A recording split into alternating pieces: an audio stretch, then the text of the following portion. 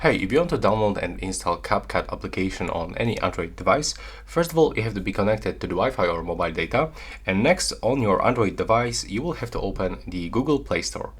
And you have to search for the CapCut application. So you can do this by tapping right here using your keyboard and go for CapCut Video Editor. Now you have to click on the install button and you have to wait until the download will be finished.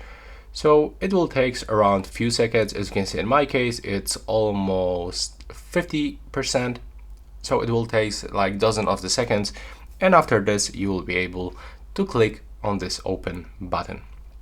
So now when the download is finished, you have to wait for this installation process. This application is safe. It's verified by the Play Protection. So that's the Google algorithm that automatically check all applications. Then you can click on open button and tap agree and continue. You have to also select that you are over 16 years old and consent to receive personalized advertising. So click from here, and as you can see right now, we can use this application. And from here, by going into the right bottom corner, you can also create your CapCut account or sign in with a TikTok, Google, your email or Facebook. And that's basically it. Right now, please subscribe to my channel. Bye bye.